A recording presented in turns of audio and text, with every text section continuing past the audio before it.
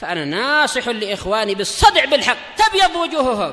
السكوت في مسألة الحزبية يضرها، فاصدع بما تؤمر وأعرض عن المشركين. سلامي على دماج ورجالها والشيخ يحيى ودار العلم يا سعد بانيها.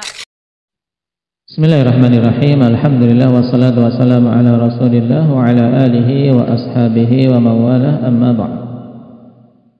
Teman-teman yang lalu, akhwan, kita membahas syubhat yang ke-29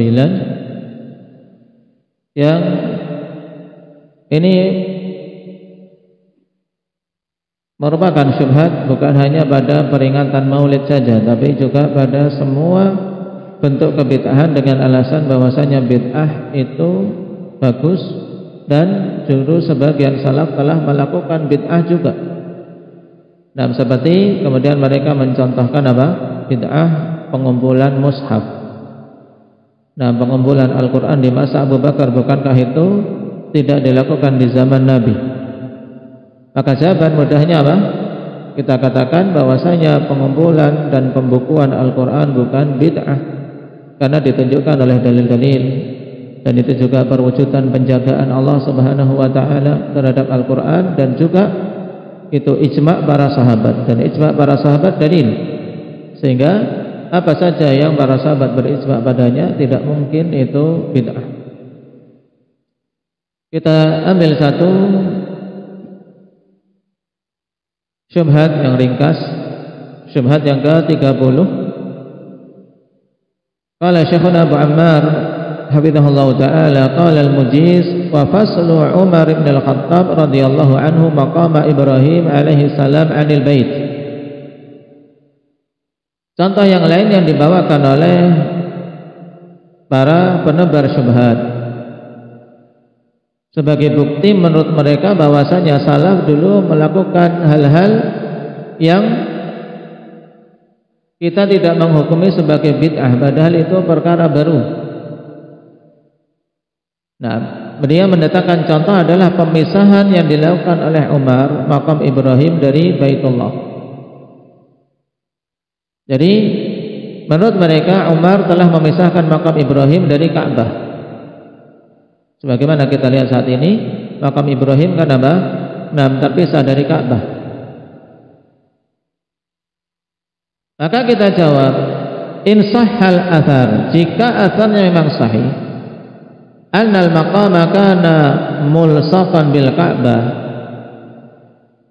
wa faslu Umar radhiyallahu anhu lahu, fa ka'anna Umar radhiyallahu anhu ra'a anna ibqa'ahu yalzamu minhu at-tadyiq 'ala at-ta'ifin aw 'ala al-musallin,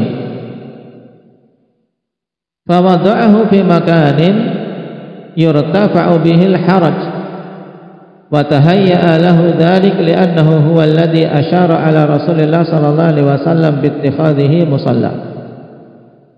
Adif ila dhalika annahu la munkira lahu min as-sahabati ala faslil maqam.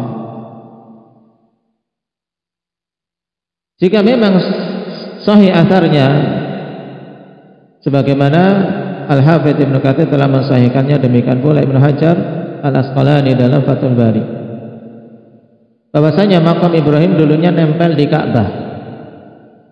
Ya, secara logika, karena memang makam Ibrahim ini kan tempat untuk apa? Berpijaknya Nabi Ibrahim dulu ketika meninggikan bangunan Ka'bah. Kemudian apa? Tempat pijakan beliau, nah, ada apa?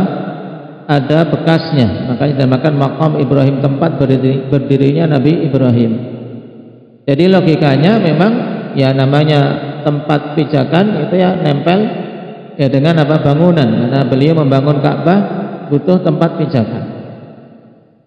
Baik, dan asalnya disahihkan oleh Al-Hafidz Ibnu Katsir bahwasanya dulu makam Ibrahim itu nempel di Ka'bah. Maka kemudian Umar memisahkan, ya dijauhkan makam Ibrahim tersebut. Maka jika memang asar ini sahih, sepertinya Umar radhiyallahu anhu berpandangan bahwa dibiarkannya makam Ibrahim menempel di Ka'bah tersebut ini akan apa? Akan berakibat orang-orang yang tawaf itu semakin sempit. mempersempit apa? Orang yang tawaf. Juga apa? Mempersempit orang yang menunaikan salat. Ketika ada jarak kan ketika mau tawaf lebih lebar. Ya, karena kalau nempel atau dekat sekali dengan Ka'bah, ini ketika mau tawaf yang ditawafi kan Ka'bahnya. Makam Ibrahim tidak dipersyaratkan, bahkan tidak ikut diniatkan untuk ditawafi. Nah, maka kemudian Umar meletakkannya di tempat yang dengannya terangkat haraj, yaitu tidak menyulitkan kaum muslimin.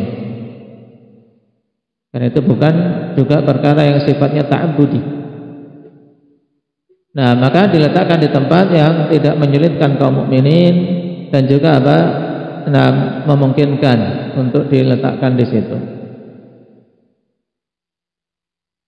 Dikarenakan beliau sendiri yang telah mengisyaratkan kepada Rasulullah sallallahu alaihi wasallam untuk menjadikannya sebagai musalla.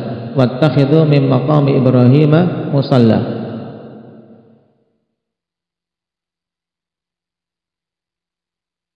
Makanya disunahkan ketika salat 2 rakaat tawaf, yaitu menjadikan makam Ibrahim pada tempat antara orang yang salat tadi dengan kiblah, dengan Ka'bah.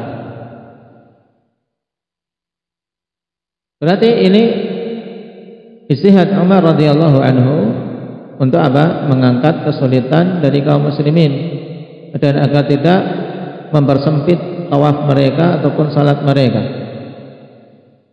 Karena kan ketika makam Ibrahim nempel, ketika mau salat 2 rakaat tawaf, ini akan salat sangat dekat dengan Ka'bah, dan ini mempersempit orang-orang yang mau tawaf.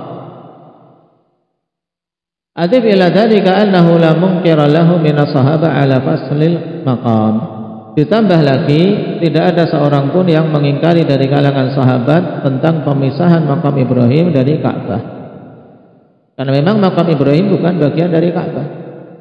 Sehingga berarti ini bisa dikatakan ijma' sukuti. Dengan diamnya para sahabat secara keseluruhan tidak ada yang mengingkari apa yang dilakukan oleh Umar. Seandainya itu adalah perkara mungkar, mesti ada walaupun satu yang akan mengingkari, menunjukkan itu perkara yang hak, tayyib, bukan perkara yang bid'ah. Nah, ini syubhat yang ke-30. Sebagai faedah berarti dipisahkannya makam Ibrahim dari Ka'bah oleh siapa? Oleh Umar bin Khattab yang dulunya menempel di Ka'bah. Dan ini tidak diingkari oleh para sahabat, sehingga tidak bisa kita katakan sebagai bid'ah atau suatu hal yang menyelisih syariat.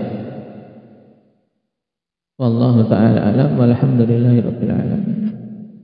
Subhanakallahumma wa bihamdika asyhadu an la ilaha illa anta